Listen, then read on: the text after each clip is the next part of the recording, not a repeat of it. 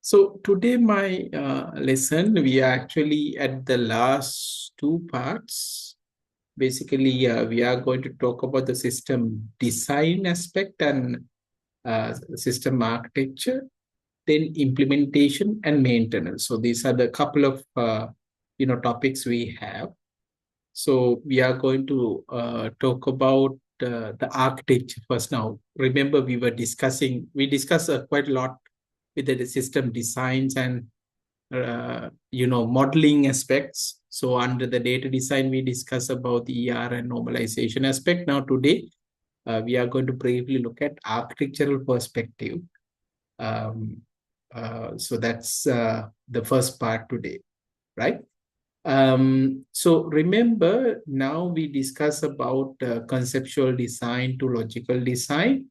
Now we are going to convert into a physical structure, meaning like now we have to develop the system, but before that we have to think about what architectural we are going to consider.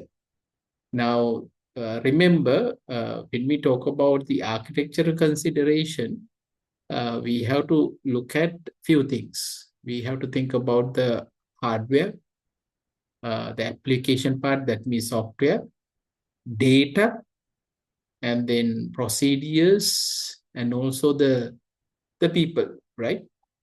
Meaning like we have to talk about the overall architecture for this one. How do you handle the input? How do you handle the logic? How do you provide the output? So all these we have to determine. So this is based on the architecture part, where you are going to keep your data part and so on. So that's a very crucial part, and that's what we are going to discuss. So there are a couple of things we need to discuss when we want to emphasize which architecture we should use. We have to think about it depends on the various things. And in this particular slide, we are trying to discuss what are the issues you might have to face. For example, if you're working in an organization, corporate organization, usually you have a way of handling things. Like, for example, let's say your organization use web-based system for some time. Then organization, irrespective of other architectural choices, you might go with what is familiar with you or what you think is good, right? Or maybe you can go for uh, you know a software system to handle everything in the organization. We normally call enterprise software resource planning, ERP systems.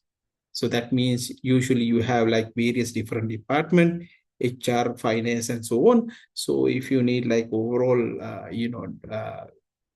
if you want to handle everything with a single piece of software, maybe then you have to go for ERP systems.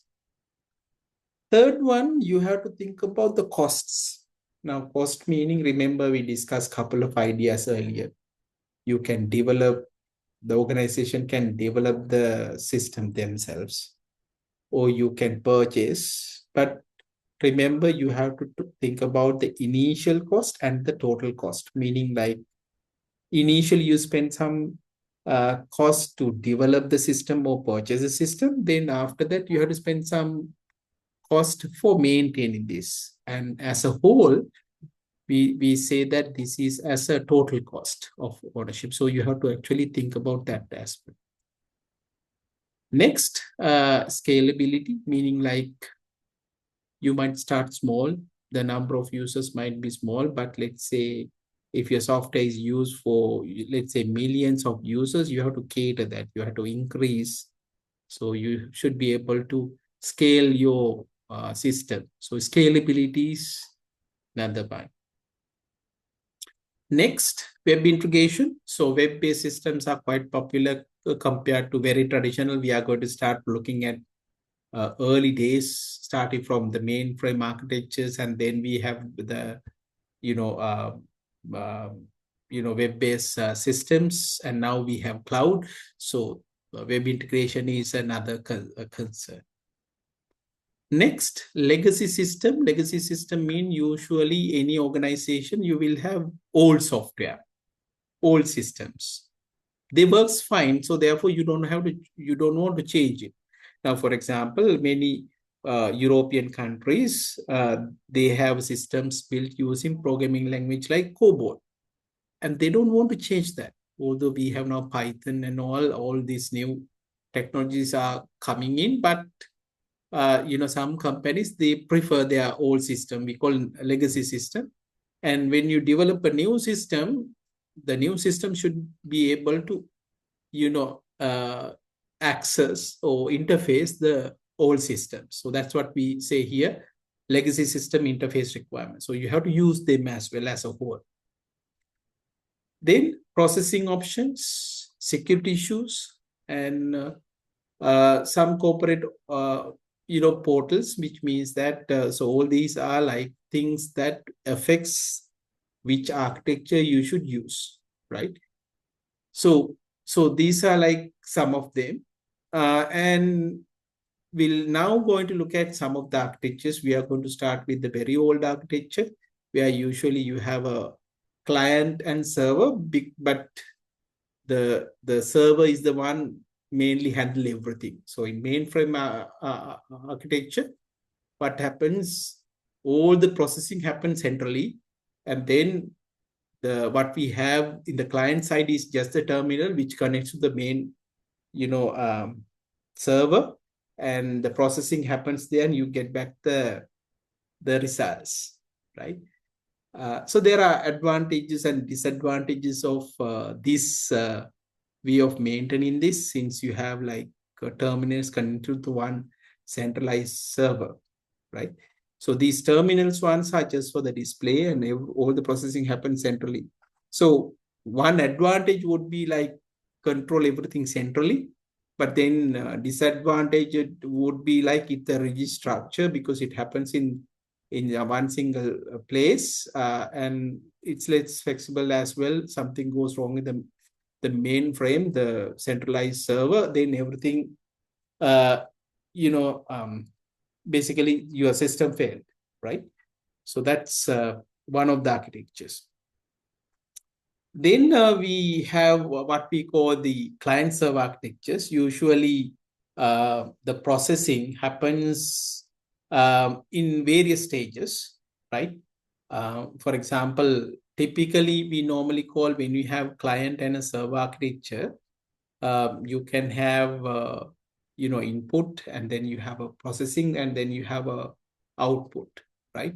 So usually what happens, the processing now shared among or shared between client and server. So not like in previous case, what I said earlier was it's managed centrally. But when you have client servers, client can handle some, and the server can handle the rest, and so on.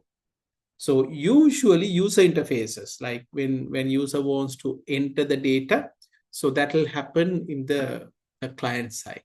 So that's the client server architectures usually.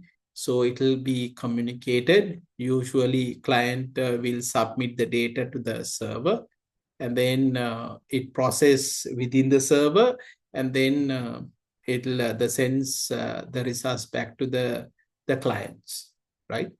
So basically what you notice is client server architectures. So they are basically very flexible compared to mainframe computers. So basic architecture in clients is very flexible, meaning like the data could be in both client and server, whereas maintain, it's always with the central server, right?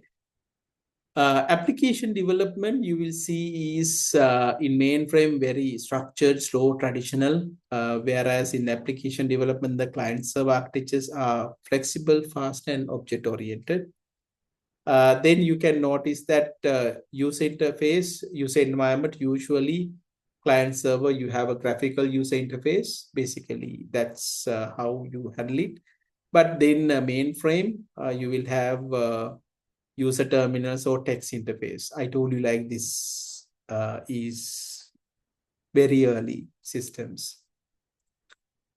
Security issues, client service decentralized. So therefore, sometimes it's difficult to control. But mainframe, everything handles centrally. So therefore, it's easier to control.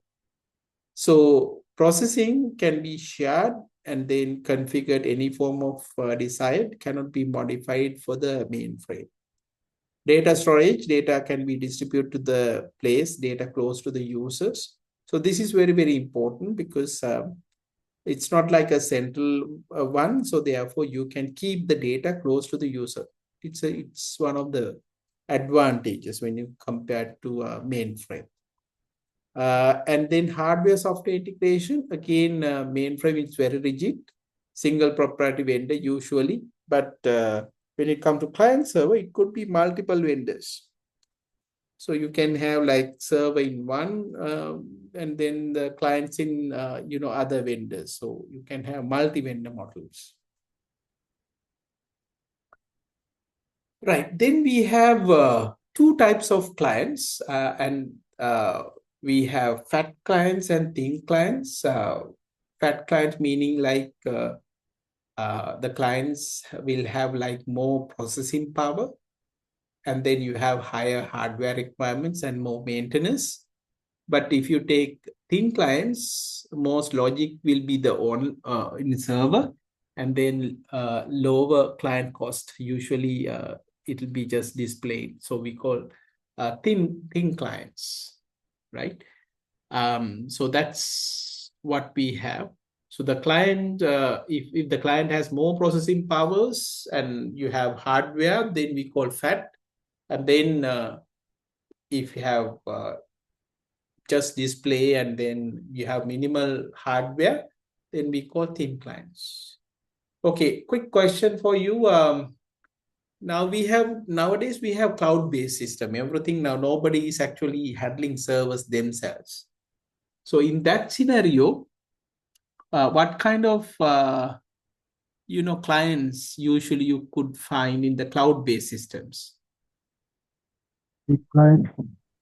We have thin clients, right? Now we say that if you have a internet connection and browse is enough, that's what we used to say. Basically, you can say it's thin clients. Good. Right. So here are the characteristics of both fat client and thin client. Network traffic, fat clients higher. Why? Because fat client must communicate more often with the server. Thin clients lower because most interaction with the code data takes place the server. You will get the results shortly. Performance, fat client slower and thin client faster. Initial cost, fat clients higher, thin clients lower. So basically you will see why nowadays we go for thin clients. Maintenance cost, again fat clients higher, thin clients lower. Ease of development, fat clients easy because traditional file server designs are used. Thin clients bit difficult, right? So how do you present the logic where you are going to put those issues are there? So therefore it will be more difficult compared to fat clients. Right. Now that we have discussed the client servers, so in this part, we are going to discuss different types of client server designs.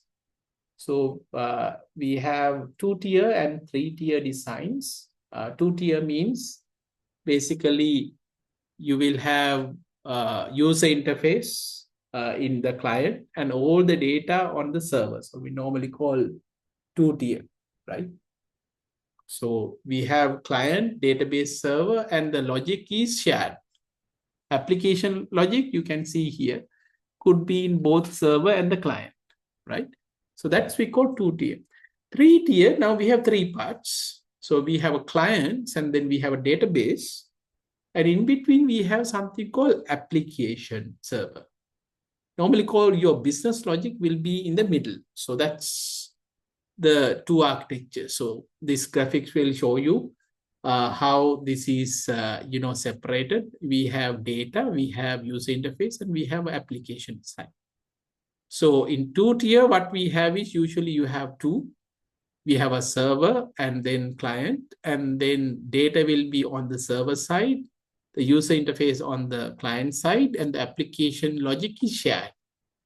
If you're three-tier means like you have three entities or three computers, so you can say, or you have data server in one, application server in the middle, and then we have a client, right?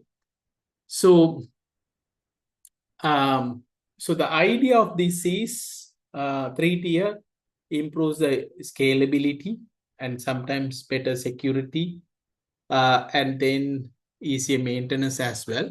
So that's information is here, right? So you can see the uh, uh, all these architectures that we have discussed, right? You have a central data processing server, which means everything on the server.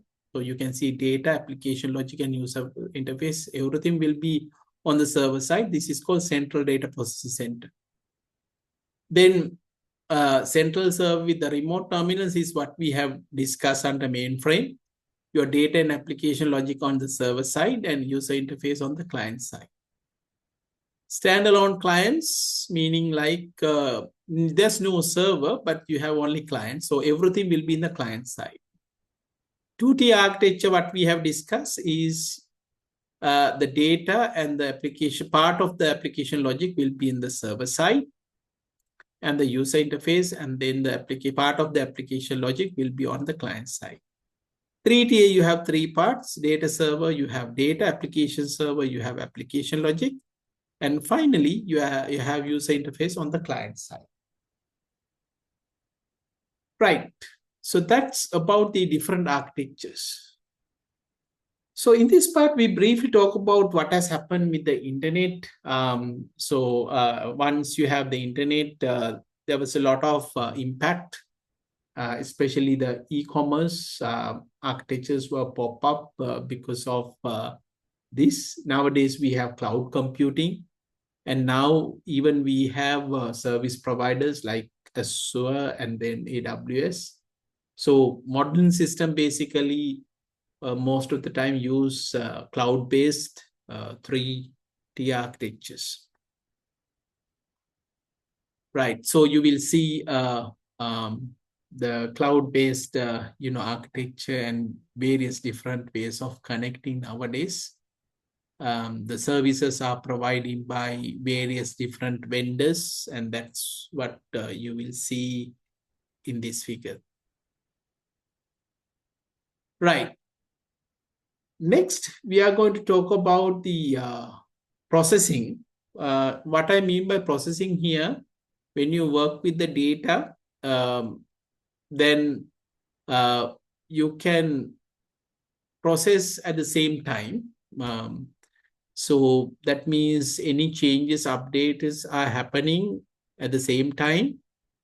That means they are working continuously. We normally call online processing.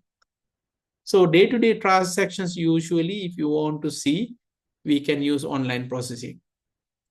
The other one is called batch processing. Sometimes what has happened, you do some work and at the end of the day, for example, you update it. If you do it in a periodic manner, we normally call predetermined schedule, then we call batch processing. So these are like two ways of, sorry. Sorry. So online meaning basically real-time processing, immediate updates to the database and so on. For example, if you take ATM, it's what happens is online processing. But batch processing means you put everything as a groups, you do at a later. So for example, payrolls, for example, when people want to, make, salaries, so they collect all your attendance records and they do it, not every time, but particular period of time, right? But remember, although we talk about online and batch processing separately, many systems you could have both, right? So depending on what requirements you have. Some parts might work online, and some parts you work on batch processing. Right. So I think this graph represents the example ATM where the online inquiry comes in. Usually what happens when customer enters his account details to get their balance. It's online. It will access the customer information in the database, and then you get back the account number and the balance on the ATM screen.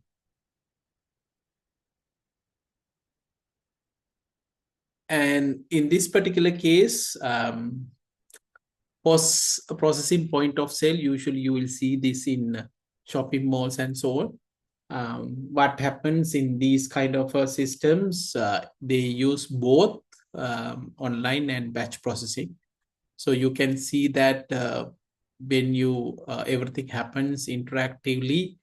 For example, you interact with the inventory, for example, and then you have sales transactions. And then once you finish the day, then the daily sales program, which you access the data in the accounting files, you record the information and usually prepare the data sales report. So this will show you that some information you process online, and at the same time, some information you process in batch wise.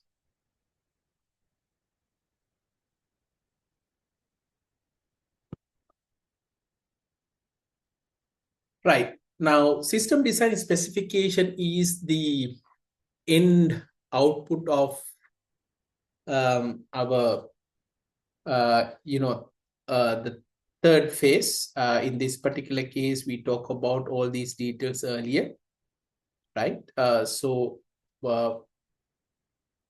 in the system design specification, usually you have all the details to for the system design, right?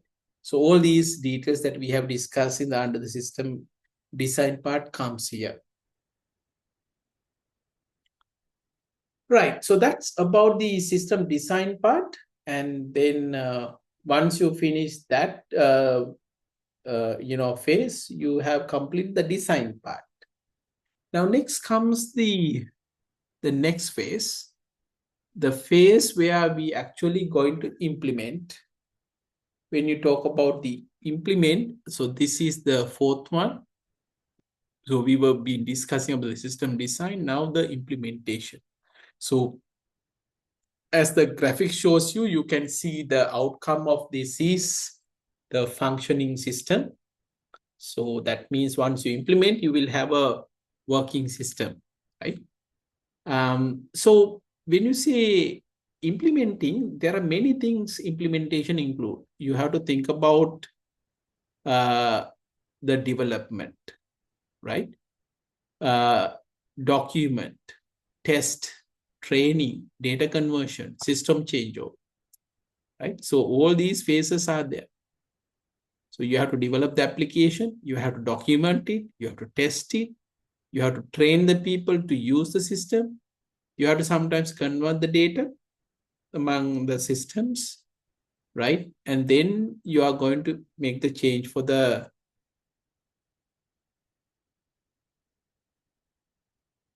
new system to the old system. Right. Now, what we discuss is like a couple of ideas. And then, as I told you, you have to focus on all these various different phases that we have discussed there, right? So application development, testing, installation, evaluation, and everything is there, right? And during the application development, analyst has to determine the overall design strategy. So because you are coding, you are developing the system, you talk to programmers to complete design, coding, testing, and documentation. Right. Now, the next part will be, how do you overall plan? So you can see in overall planning is there. You have to design the modules, code modules, test modules, and the document modules. And then you will have, design aspect. So you will have unit test, then integrate test, system test, and finally you will have the documentation part.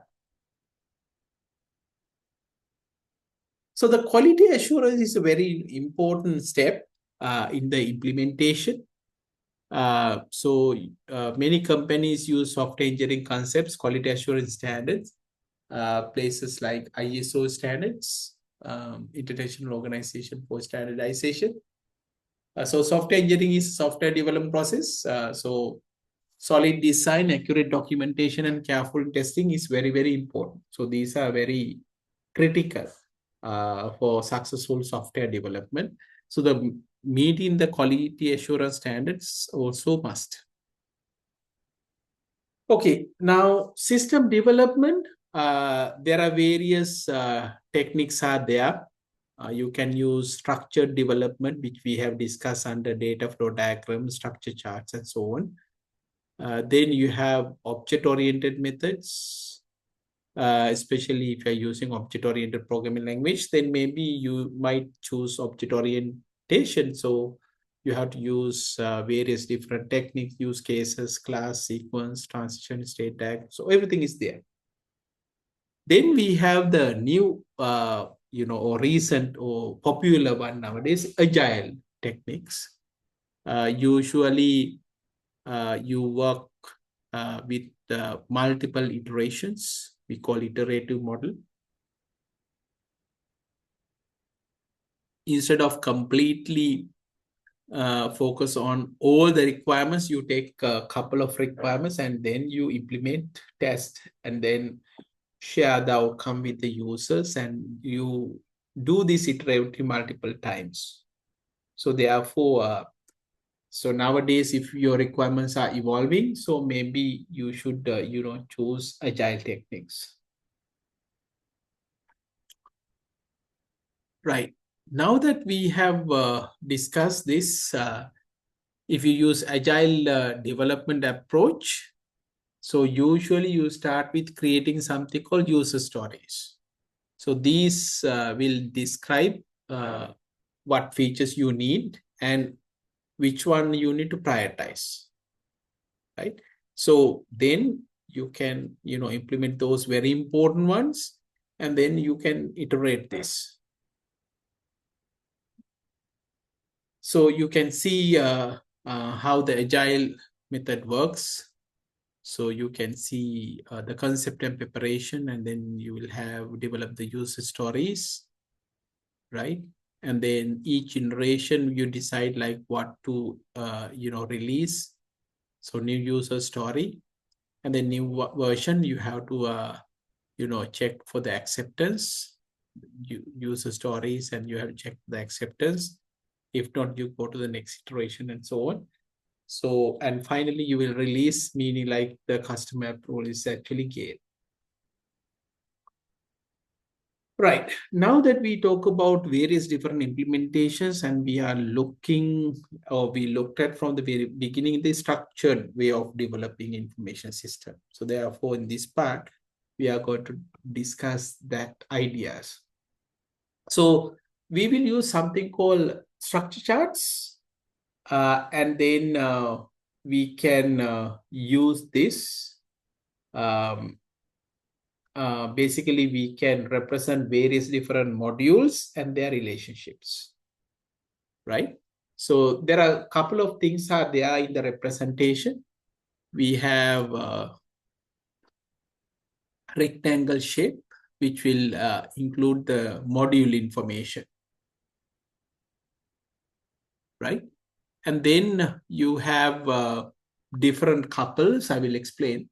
So when you have empty arrows like this, which will indicate empty circle arrow, data couple. And sometimes you will have a dark or fill circles. Then we have what we call control couple. Then once you have like diamond shapes, Diamond shapes shows you a multiple choice, meaning like conditional ones. Then if you have like curved arrow like this will indicate the loops, repetitions. Right. So I hope you got the idea. So as I told you earlier, structure charts, you have modules, data couples, control couples, conditions, and the loops. Right. Now let's look at one at a time. So in this particular case, this graph shows you a module structure. In this particular case, we are going to assume the module 1 is a control module. And then we have other parts, module 1.1, 1.2, and so on. So they are called subordinate modules. And then we have a special representation like this for library modules. Right. So data couple, meaning like what data transfer between. So for example, you can see here, we need to use the module maintain customer data. So you are sending customer number and you are getting back the customer name.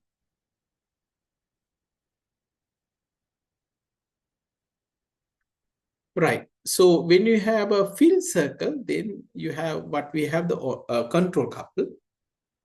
So in this particular case, we have a main one, maintain customer data, and then you check, send the customer number, and then you get the customer status, and then customer charges, send update the customer file. But then you have a control, meaning like if the count is overdue, right? That's a bit of problem that should stop at that point. Now, when you have like multiple choices, right, multiple ways of doing the same thing, we are going to use a rectangle shape.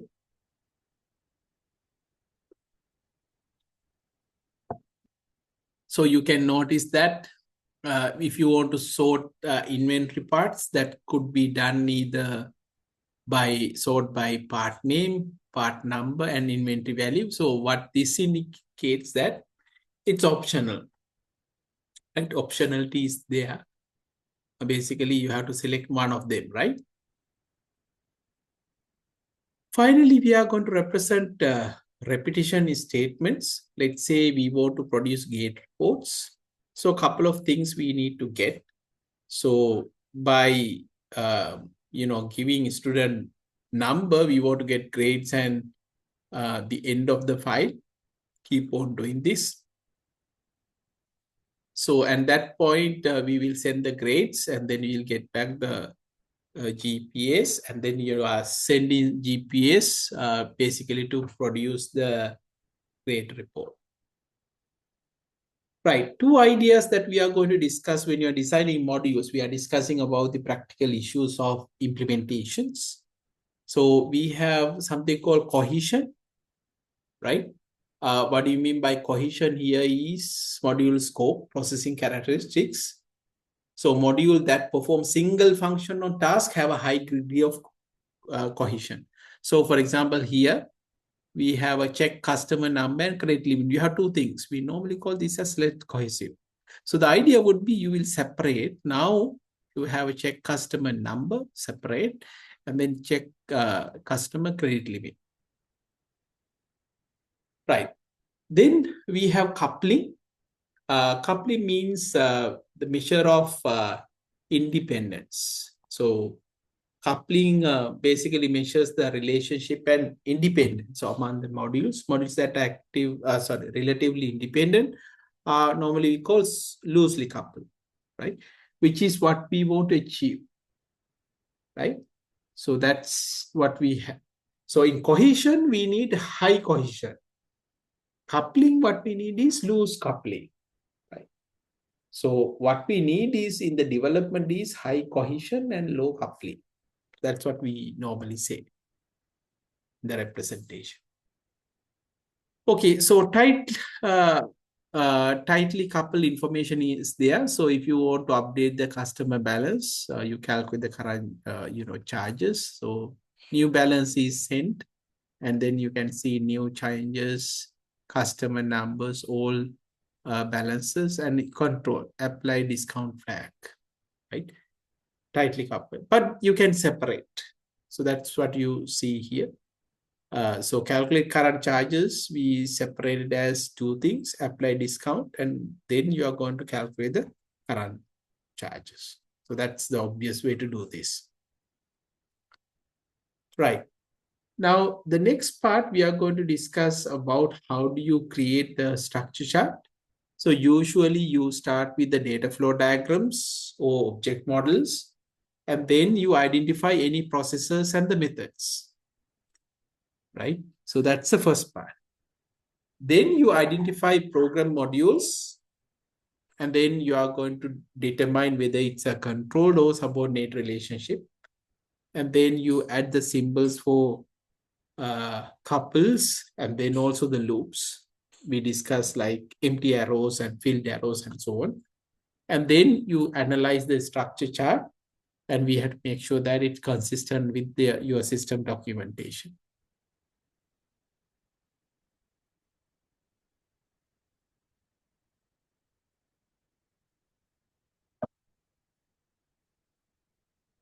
So let me get back to one of our previous examples. I hope you remember this graphic. So this will show you data flow diagram. Basically, it is a place where it represents various different entities, how they interact with our system. So this is a context diagram, high level. Your system is in the middle. We call order system.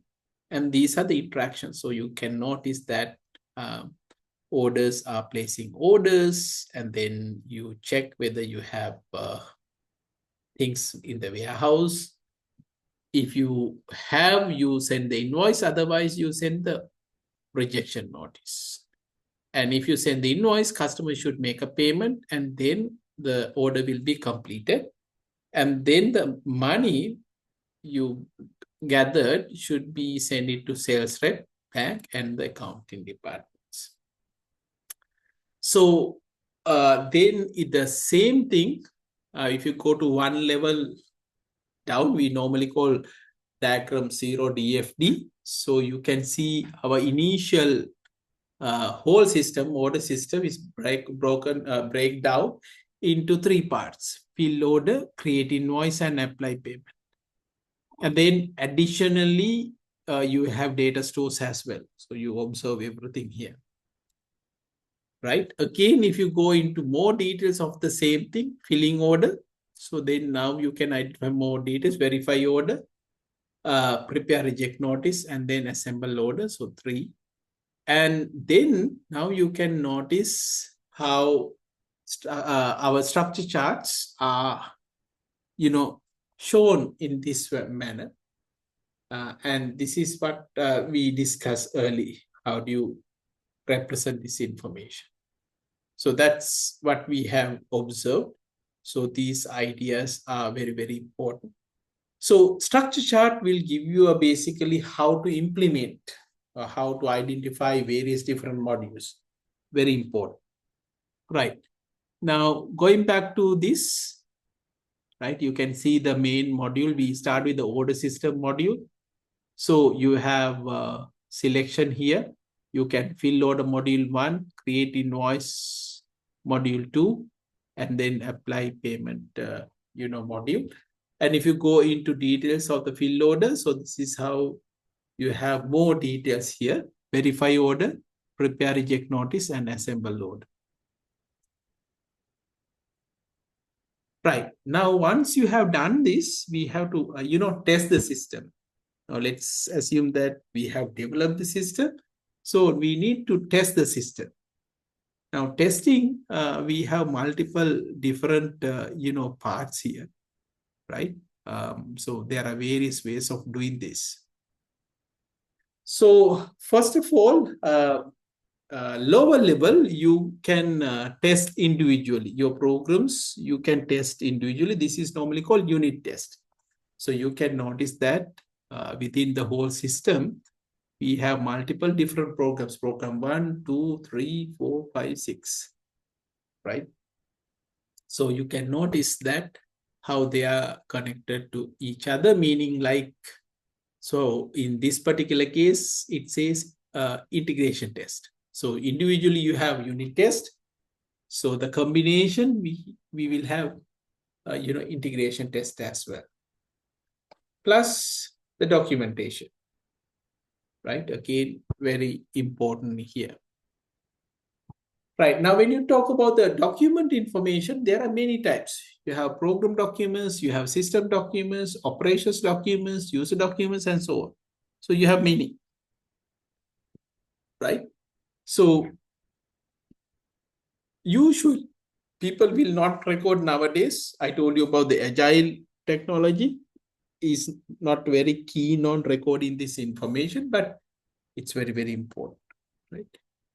So let's start with the first one, program documentation. Basically describe what is input, output, and processing logic. And then system documentation, basically we have to describe the system functions, how they are implemented, right? And remember, this will include the data dictionary issues, data flow diagrams, object models, screen layouts, and source documents, and so on. Operations, meaning like provide instructions or information to the operations group. And the user documents is when people want to use the new system, right? We have to prepare a documentation, and this is called user documentation. Right. Now that we have done everything here, we can, think of installing the system and then check the accuracies. We call evaluation part, right? So ideally, when you want to do this part, right, we have to separate the operational and test environment. So you are going to change something. And then you have to also to provide training for various different users, managers, IT staff, any data conversions, right? And then handing over the system. And then after finishing, it's not the end. You have to carry out the post-implementation evaluation. And also you have to present a final report to the management. Right. Now we discussed two ideas, test environment and operation environment. Now remember, when you're working on a software system and let's say many people are using, think about something like YouTube, right? So now when you want to test something, you normally do not touch the operational environment. It is changing rapidly, right? So that's something you have to, think about this, especially the test environment and operational style, environments matters. Then we have training. Training, we also discussed that when you implement the new system, you have to develop the others how to use them, right? Usually we can have other software vendors or professional training organization to deliver the training part. So you can see the various different, requirements for users, managers, and IT staff.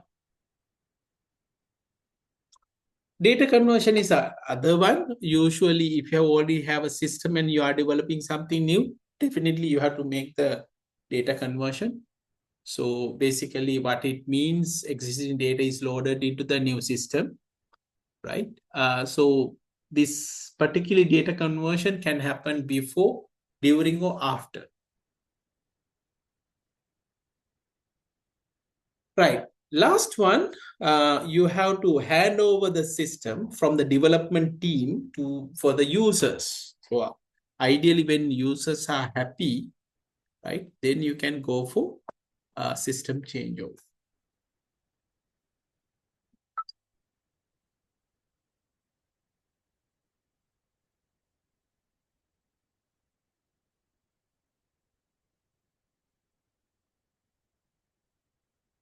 Right. Now, there are different ways of changing the old system into new, and that's what we are going to discuss. Changeover meaning like what are the various of ways of doing this, right? First one we call direct cutover, meaning like immediately you stop the old system and then you start with the new system. This is called direct cutover. When you're pretty sure about your old system, sorry, new system, you can go for this. But let's say you are not very sure about the new system, then the advised way of operating this is you keep the old and new for some period. This is called parallel. Then we have pilot, meaning like you specified group within the organization uses the new system for a period of time while the old system continues to operate for the rest of the users. And after system proved successfully, then you are going to implement for everyone. This is called pilot. Phased, yes, entire system development we break into several parts, entire organization and so on, right?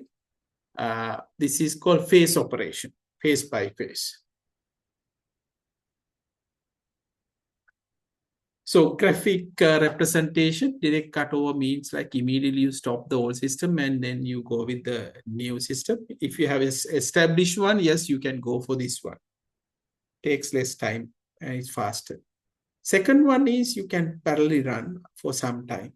Of course, you are wasting resources here, but then at the end, you will have new systems. The pilot operation, meaning like you work on small set of groups and then you apply the new system for the remaining group. Phased is you can see there are different phases, 1, 2, 3, and so on.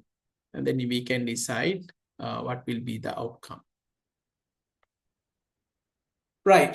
Now the graphic shows you about the cost of developing such a system to get the risk that you have. So direct cutover, meaning like you completely ignore the so direct cutover means completely you ignore the old system and you go with the new system. So the risk is high because if there could be, high failure rate, then pilot and phased is in the middle. Risk will be minimal, medium, and then the cost also approximate medium. But if you have parallel operation, risk is very low, but the cost is very high. Right. Next, post-implementation evaluation, meaning like once you finish, what are the things you need to evaluate? Post-implementation evaluation means. For example, you can evaluate the accuracy, completeness, timeliness, user satisfaction, system reliability and maintainability, adequate system controls and security measures, hardware efficiency, platform performance, effectiveness of database implementation, performance of the IT team, completeness and quality of documentation, quality and effectiveness of training, and accuracy of cost benefit estimate and development schedule. Various different things that you can do. Final report to the management. You have the final system documentation. Any future structural enhancement, we can look at it and we can identify them and then provide the details of the project cost. Right. So with that, we talk about the second part, right? That means the implementation. Next, we are going to talk about the system support and security, right? That's the last part of the last part of the flowchart, right? In this particular case. So you can see the last one, we have system security and support. The outcome is interesting, fully operational system.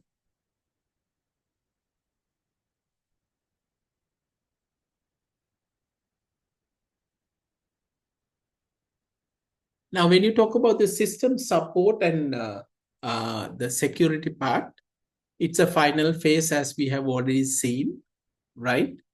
So by that time, you have a successful systems, right? And we want to handle how to maintain the system, how to handle security issues, right? And protect the integrity of the system and its data, right? So the deliverable for this is the operational system. Okay, maintenance, remember, very important point here. Now, I told you initially, right, you have to spend some money on maintenance initially, and after the time, sometime it will be constant, and later it's going to increase, right? So what we have here is usually maintenance expenses keep on increasing, and it's steady sometime and then increases again. Give me a second.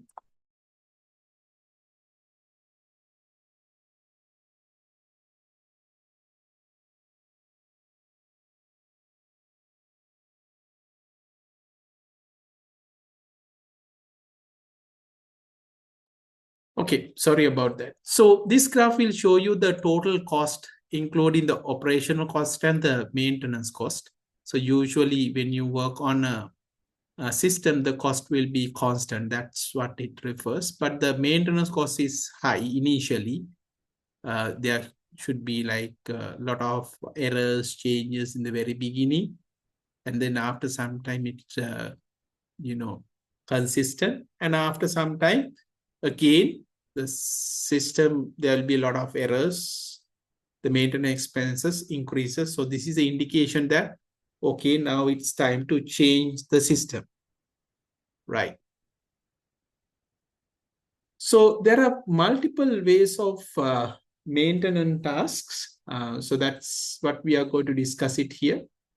So in this particular case, 4 types of maintenance tasks we are going to discuss. Corrective maintenance, meaning basically to fix errors.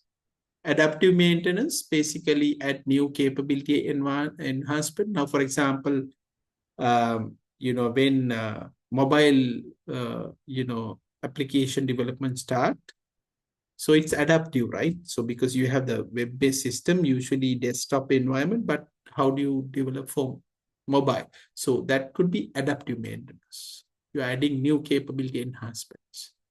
Then perfective maintenance, basically to improve the efficiency of the system. Preventive maintenance, meaning like you are trying to reduce future system failures. Again, very important one here, right? So typically, maintenance, we have also have a similar stages like the whole system development life cycle, right? And what happens usually, you will get a maintenance, and then you have to accept, then you have to prioritize the request, and then maintenance team has to, fix those, right? That's how it works. Corrective maintenance, usually projects occur when user and IT staff member reports a problem, meaning like when you see an error, you can report it. Adaptive maintenance, right? User requests for improvement to meet changes in the business and operating environment. Third, automatic program restructuring, re-engineering perfective maintenance. And the last one, right, to avoid future problems, IT staff perform preventive maintenance, which involves analysis of areas where trouble is likely to occur. So basically, you are going to check that. Right, now we have maintenance management. So system maintenance, we need to effective management, quality assurance, cost control. So I told you the cost is one of the things you have to consider. We talk about the total cost, right? And which includes the operational plus the maintenance. Right. So that is what we call the maintenance management, and very important that you have to have a maintenance team or maintenance management program. So maintenance team, usually you have one or more system analysis programmers, And then system analysts need the same talents and the abilities for maintenance work as they use when developing the new system. Many departments are organized into separate new development and maintenance groups, where staff members are rotated one group to the other. Okay, basically what it means, usually one team will develop it, the other one, another separate team will do the maintenance. So that's way, so different teams can focus on the different part of the development. Then we have a configuration management, meaning process of controlling changes in the system requirements during software development. And configuration management meaning important for managing system changes and cost after the system becomes operational. Then we have a system performance management, meaning we can check on the response time. So let's say you give some input to the system, and then you are waiting for some kind of output. So the time takes this from start to end, we call response time. There are others as well, bandwidth, throughput, turnaround time, right? And capacity maintenance, basically we need to provide future level of service and the support. So that for the future. And we can computated software engineering tools we can use to for system evaluation and maintenance. And remember, in this particular case, we have to provide system operation, security, and support. Now, when it comes to system security part, right, it depends on the system risk management. First of all, you have to identify the risk, then analyze it, and then you have to control it, meaning like you have to reduce the risk, right? So you have three in this particular case: risk identification, risk assessment, and risk control. So risk identification meaning when we have a threat, it could be internal or it could be external, right? So that might affect so different assets like hardware, software, data, network, people, and so on. So the risk manager has to rate the impact of the attack. So that's the risk identification. We call risk identification and risk assessment. So then you have to identify the vulnerabilities, issues, and how they might be exploited, how they have exploited the systems. And then vulnerability meaning like security weakness, and exploit is attack that advantage of this vulnerability. So that's the risk identification part. Then you have a system assessment, right? Meaning like a risk is impact of attack multiplied by the likelihood of vulnerability being exploited. So that's happens within the risk assessment part. Then we have to control it. Control strategies are there. So you have avoidance, mitigation, transference, and acceptance. Avoidance means like you will eliminate the risk, right? For example, let's say somebody is trying to hack our computers, we can install firewall. So then what happens? Unauthorized computers cannot enter. Mitigation means you can reduce the impact. So for that, you have to carefully plan and prepare. So for example, you can prepare the disaster recovery plan. So remember what has happened, flooding last time, it was like a cyclone. So ideally, nobody had thought about the recovery plan, right? Disaster recovery plan. So what we should do, how do you prepare it, right? Nobody has thought about this, right? We should have, reduced the impact of the risk.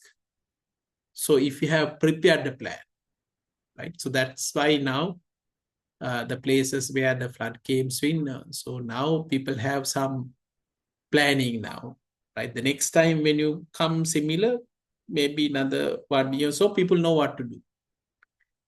Then we have transference, we shift the security to the another assets to the party. So for example, you put it to the insurance company, right? The risk is transferred to some other party. Third one is acceptance. You do not nothing, right? So these are like, so how do you control, risk control strategies? Then we have various different security levels are there, right? So the first one, physical security. Now think about the system you have. You have to physically secure them, right? Uh, when I actually normally talk about, I will actually show you a video. Let me see whether I can show you that one this time as well. Right. Okay. I think you have seen the video. That particular video is actually how the security, it's about their data centers. And along the way, you might have noticed some physical security measurements that they have taken. So what are the security aspects you have observed? So the few things that you might have noticed in the video that I have shared is how the physical security concerns in the Google data centers. And what you might have noticed is the barriers and even the alligators, the CCTVs, and we have security cards, iris biometric, recognition systems. They have iris, scanners, and within that even you have like laser beam. So there are a lot of security, aspects there. So physical security is the one we were discussing, and as the term says that you have to concern the physical environment, critical equipments like your computer room, where you have desktop, you have to physically secure it, like CCTV. You might have locks, so you have to place physical security as well. Secondly, you have to have network security. Now we have a system network, so anybody can hack in. So therefore you have to use encryptions, especially the data should be encrypted. That's a must, right? You will have to have like private networks, other measurements, right? When you have like wireless transmission, anybody can peek and then gather information. Then there are other security levels as well. We call application security, meaning that understanding of services hardening, right?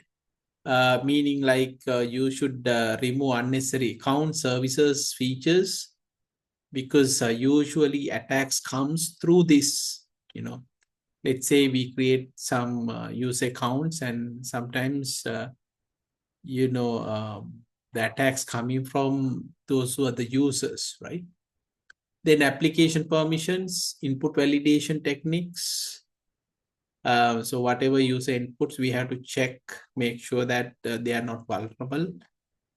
And then you have software patches, updates, software logs. So those comes as application security. Then file security, the data.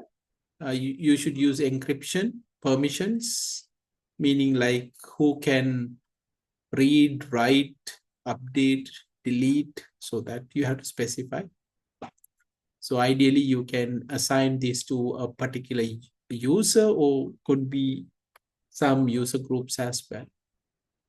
Then user security, you have to have identity management techniques, password protection policies. Nowadays, you see that you cannot just use your birth date as a password, or you can just say common patterns like 1 2 3 4.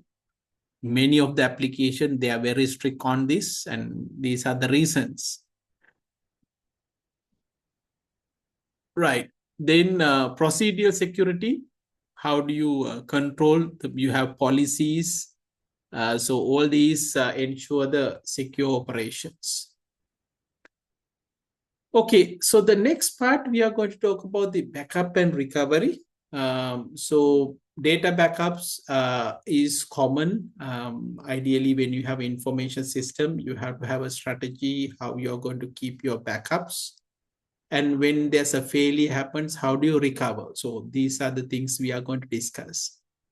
So backing up meaning like you're copying the data. So ideally, I can ask from you like when have you back up your computer, right? So the question is, when was the last time you have back up your computer? So ideally, if you have backup last year, if your computer crashes today, you're going to lose 1 year information, 1 years of whatever you have not backed up. If you have done it like last week, you are going to lose like weeks of data. If you have done yesterday, you are going to lose 1 day of whatever the data. So remember, when it comes to information system level, this is very, very crucial. I have noticed sometimes even the in some system failed, and then when they recover, they have already lost some data. So remember, so it's very, very important, like backing up data and deciding how frequent you are going to do is very, very important. Now, recovery means when something goes wrong, right? So how do you recover the data? You restore the data and you restart the system, right? So overall backup recovery plan is what we call the disaster recovery plan. Right. Backup media is usually you can have anything, tape, hard drive, optical storages, online storages, right? So it depends on how do you put this. But if you have physical backups, right, you have to carefully identify them, store in a secure location. And remember that you should not keep in the same place as well. So for example, for a natural disaster, if you lose a particular location, if the backup is also there, I mean, there's no point, right? So backup is also get destroyed. Off-siting is storing backup media away from the main business location. This is what I mentioned, in order to mitigate the risk of catastrophic disasters such as flood, fire, earthquake. So you can have a backup, but you should not keep the backup in the same place as your system is. Cloud-based one is very rapidly using. So nowadays, you know that we have Dropbox, Google Drive, right? We use to synchronize the data. So likewise, there are many ways of online backups. Hardware level, you can use like RAID, and this is normally what we have usually in the server when you have RAID system. RAIDs usually they duplicate and keep. If you lose some, then you can get this back. Right. Now, backup and the frequency depend on how you might backup. So you can find multiple different backup types. So you can say backup is a full backup, meaning like if you backup everything. So this will be the slowest backup because it takes quite a lot of time and it needs most of the space as well. But when something goes wrong, if you want to recover, it'll faster. So typically full backups are done, it depends actually, monthly or weekly. Then we have something called differential, meaning like you have done a full backup and then let's say you want to backup so anything new after the full backup, let's say. So backup the files that new or changed since the last full backup. So this will be faster than the full backup and you need a less storage space. And then when you want to recover, you have two steps, right? You use the last full backup and then the differential backup. How frequent? This can be done weekly or daily. Then we can go for incremental, right? So incremental means you are going to back up anything new from the last backup. It could be full, it could be differential. This is again fastest backup compared to the previous two, right? But you need like many steps, right? Because let's say you have done full, then differential, then incremental, you have to go, all these steps, right? And typically it could be daily or more often. Continuous, this is what is common nowadays. Like when you have Dropbox or Google Drive, whenever we make a change, it'll record it, right? So let's say you have iCloud. So usually what happens when you take a picture, same time the picture will be uploaded in the Google Drive, right? Sorry, in the internet, whatever the space that you have, right? So this is called real time streaming. Very expensive hardware, software, network capacity, but recovery is very fast. And you are going to get the data as it is, right? So usually this will happen in like very large firms and network-based systems, but nowadays we also have access to those. Right. Now, how the time period that we are going to store the data, this is the other point, right? So the backups, we have to store a specific retention period of which we are going to destroy or we can reuse them, right? So that could be a specific number, could be months, could be years, depend on your legal requirements, right? So whatever the stored media must be secured, protected, and inventorized periodically. Again, very, very important. Right. Last point before we finish today. Now we talk about the information system design, implementation, and then maintenance. But remember, after some time, any information system become obsolete. Now, in this particular case, we talk about the punch cards, where the punch cards were used for data management in 1960s, but then we are not using punch card anymore. We had CDs, DVDs, now we are not going to use anymore, right? So after some time, similar to that, any information system works for some time, then comes to an end, right? So what happens, like how do you decide that it's come to an end? Remember, if you go back to the maintenance cost, this is one indication. So when you're keeping the systems and the cost will be increased after some time, right? Cost will be constant, and after some time when the cost increases, now you know that it's very expensive to fix errors now. So maybe this is an indication, okay, now we should go for a new system. So remember that. So this is something that you have to think about this, right? So there are like, you will realize at some point, it's very hard or it's very difficult to, make any changes to existing systems, right? Then we have to replace it. And this is what we call system obsolescence, right? And that's something that we have to keep in mind. Right, that's all what I have for today.